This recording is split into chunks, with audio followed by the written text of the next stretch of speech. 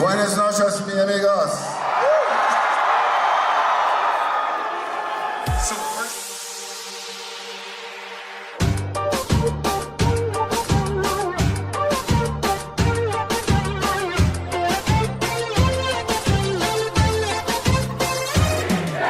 Big fans here.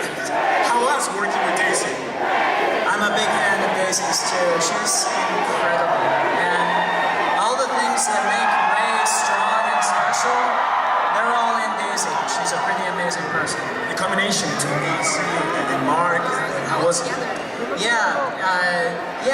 They worked so well together. And Mark, who has been... Yes, well, coming back was a thrill, but enormously intimidating. You know, we have a beginning, a middle, and end, and I thought, why mess with that? You know, we always expected the future trilogies would feature all new characters, that they wouldn't need us. But, you know, you have to rise to the challenge. And I thought it was interesting, the first day I met Rian, and he came to visit and get to know one another, and I confessed to him, I'm terrified. You know, I like little films. I did Brigsby Bear this year. We drive around in suburbia in cars. You know, Star Wars is almost too high profile for comfort. So I was surprised when I confessed how terrified I was. He said, I am too. And I thought, wow, he didn't have to admit that. Well, I bonded with him at that very moment. Because if I really intellectually imagined how big it really was, I would just be crippled with fear. So I had to pretend it was a small art house film that the critics would embrace, but the audiences would reject in mass numbers. That's what I pretended. It's fun to pretend. Yeah, and just adding what Mark said, that there were the kind of those two layers, I think. For me, coming into it as kind of, you know, as the new kid, there was first kind of the shock and awe of, we're doing Star Wars with a capital SW, kind of the big picture of it. But then once we actually started working, I didn't find that it took a lot of effort to fool ourselves into thinking we were making a smaller movie. It felt very intimate, and I think that's a testament to just the group of people that we had working on it, to you guys, to the whole cast. It just, everyone kind of was, our eyes were on the right target, I think, of just making an interesting movie. And when you put your eyes on that target, everything around you kind of shrinks down, and you're just trying to tell a story. And that's what it felt like, I think. I think you're so focused on what you're doing in the moment, you can't think about facing all you guys a year and a half later. Now's when I should be really scared. I'm terrified. Welcome to Mexico. Thank you for the welcome. Hello. All these people is waiting for you to reveal something. Oh, boy. Okay. All right. Our approach initially was, you know, we wanted to do as much as possible practical, so we end up building like almost like 120 sets, which is like insane amount of number of sets.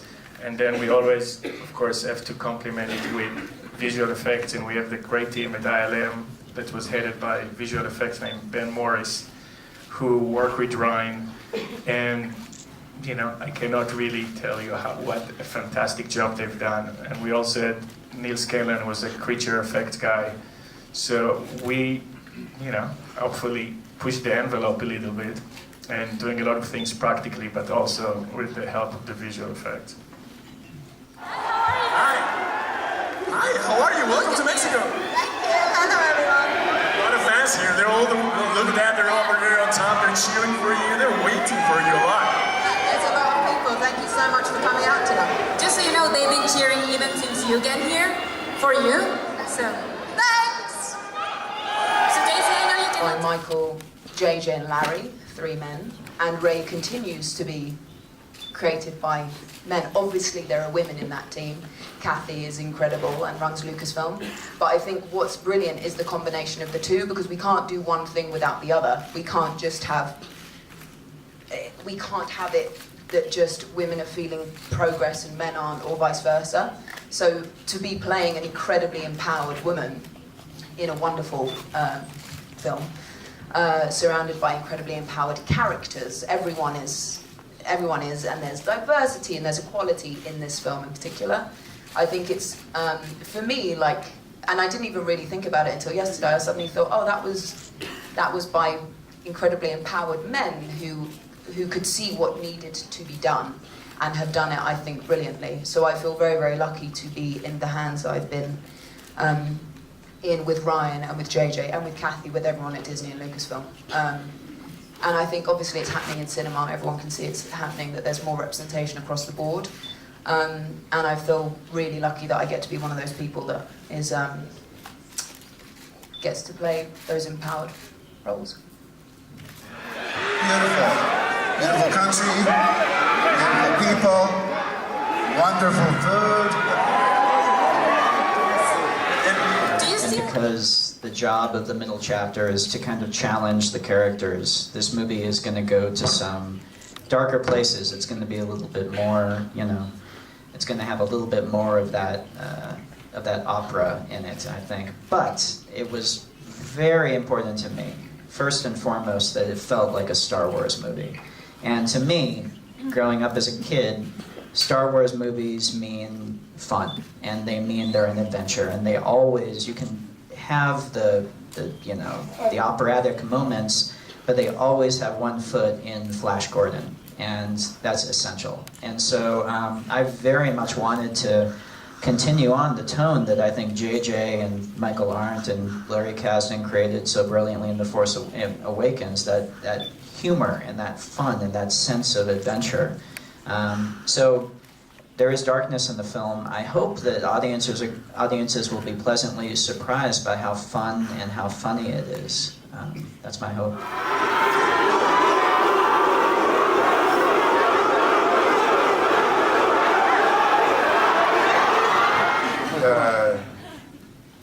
Everything about Carrie was larger than life. Like some latter-day Auntie Mame, she wanted to live life to the fullest in every moment. I'm selfishly upset that she's not here, because if she were, she'd be, giving me the middle finger and making faces at me as I tried to answer these questions. Her timing was impeccable, except in this case. But I can't imagine my life without her. Even though we had for years not seeing one another, we were like real siblings. We'd have big fights and scream at each other, but there was always that basic level of trust and love. It was so great to be able to reconnect with all the cast in Force Awakens, because life goes on and you don't see people that you want to as much as you'd like to. She's wonderful in the film. There's an aura of poignancy that is unavoidable, knowing that this is her last performance. But every time I feel sort of sorry for myself, I have to think about Billie Lourd, as she lost not only her mother but her grandmother in the space of 2 days. It's just unimaginably tragic. But, it's a part and parcel of the films that are about triumph and tragedy and continuing on through the worst of adversities. So I'll never stop missing her, and again, it's hard to have to deal with that while promoting the film, because if life were fair, she'd be here mocking me and all of you.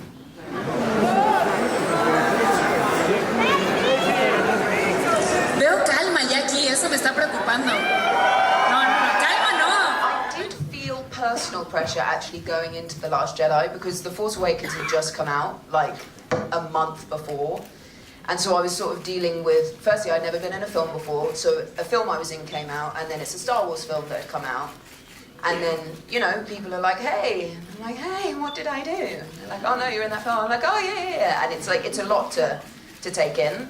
And because I knew what people had responded to in The Force Awakens, in particular my relationship with John, Rey and Finn on their adventure, I think that was my my nerves, because I thought, oh, if this is the way people are responding, I don't know what I did the first time round that's made people respond like this, and people are so kind, but I don't really understand it, so I don't know how to do that thing again. And if I'm not with John at the beginning, I don't know how to do that, because he was like my support network the first time round, him and Harrison, but John in particular. So I felt nervous, because I thought, oh, is this going to do for people what the first one did? Will people respond as strongly to this story as they did with that? And then obviously we were able to have some rehearsal, we sat down and we talked through a lot of stuff. And then you realise, yes, it's a challenge, and different things happen in the galaxy, and that's what's exciting, and that's how people grow. And so those nerves went away, but I did feel that very much, and I cannot remember the second part of your question. I'm so sorry. The pressure you feel being a role model for young girls? No, I don't feel the personal pressure, because I'm not Ray. Like, she's way better than I am. I'm just really lucky to play her. I don't have the fate of the galaxy resting on my shoulders. I'm just in a film that makes people happy. Yeah, and I think I don't feel that pressure so much. I think it's really lovely. And because it really was a surprise how people responded, I'm still blown away by how kind people are. And especially when parents are like, I took my daughter and I could get her the costume and she's so happy, and like little boys want to run like Ray, and like that's incredible. There's nothing, it's overwhelming, but there's nothing scary about that. It's just kids being kids. It's just, it's wonderful. It's really wonderful.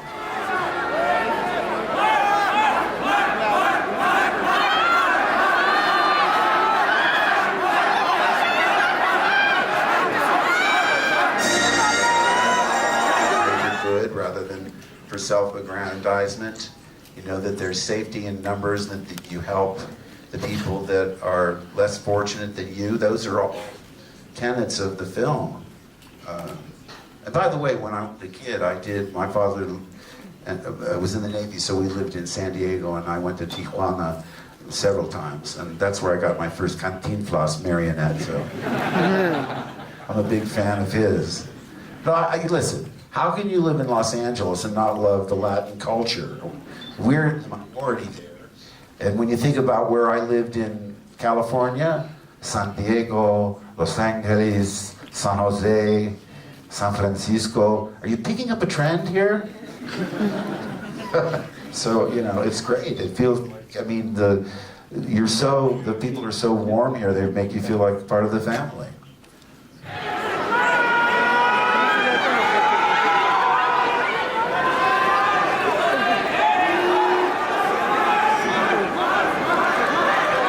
Choose as a fan, what would you choose, Skywalker or Kenobi? Oh, fuck. Well, I'm sitting right here. What's she gonna say? Listen, just in general about your question about Star Wars fans, what is amazing to me is the passion they have and how they've incorporated the mythology into their own lives. And you hear these personal stories of getting through, terrible times in their own lives. You know, it helped when my sister was in the hospital, or I met my husband online, and we had by the sequel we had a young child and named it Leo or whatever. It's astonishing. It never gets old, and I'm just sometimes moved by the fact that they have taken us to heart, and I don't encounter it on a day-to-day basis. It's usually when I come to fan events and so forth, and people tearfully recount how important these films are to them. Because, at the end of the day, they're 2.5 hours of escapism. But as I've learned over the years, it means so much more than I could have ever imagined. And the idea that I was a small part of something that made so many people so happy, it's just the greatest gift I could have ever been given. Now, back to the Skywalker Kenobi question. The thing is, anything I say is going to be, more weighted now. What I think is really amazing because again, because I didn't understand exactly the impact of Star Wars. I didn't fully, well, like when Force Awakens came out and everyone was like, oh my god, who's your parents? I was like, oh. And like I was genuinely surprised that was the main question.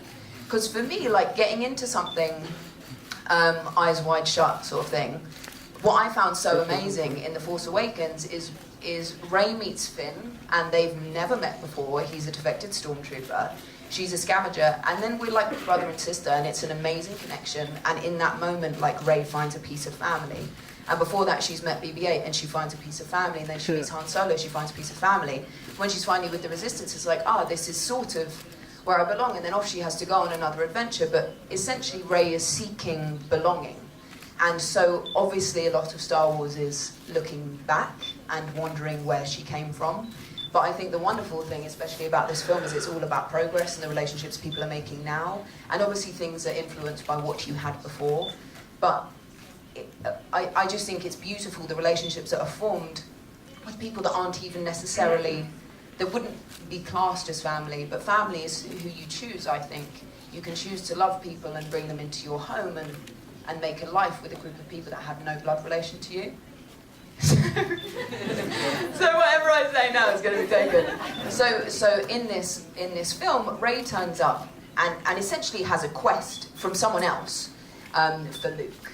It's not really about her. She just has to do this thing that she's sort of been asked to do. But because of the space that Rey and Luke have on the island, she's able to ask questions and seek guidance from Luke. And in that moment, again, Rey finds a relationship of sorts, regardless of whatever that is. It's a relationship of sorts, and I think that's what's so wonderful is the people Rey meets. It's like she's so open, like she's been alone for so long, but she's so open to like finding connections with people, and she's not met a Kenobi, so Skywalker. Hey kid, maybe you're solo. That's my Harrison Ford. I have to announce my impressions for people that don't get with it.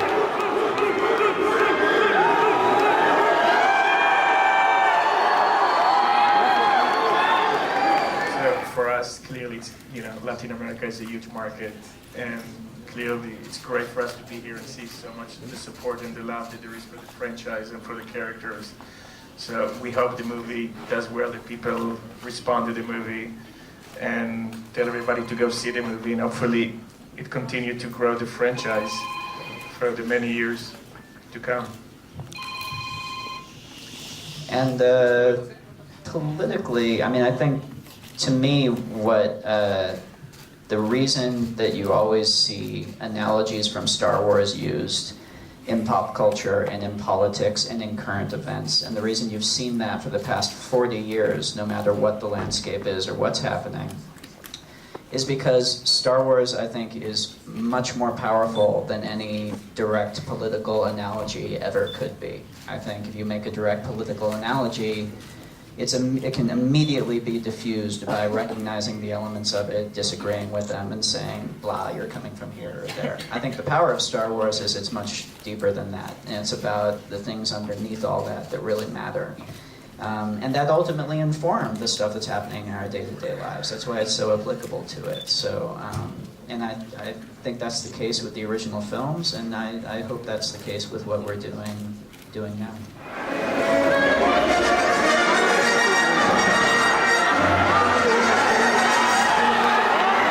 At a retirement plan. I'd like to point out, though, that the enthusiasm last night was for Daisy and for her character as much as it was for me. It was for all things Star Wars, and for Rian as a director. I mean, I'm telling you, I call them UPFs. It stands for Ultra Passionate Fans.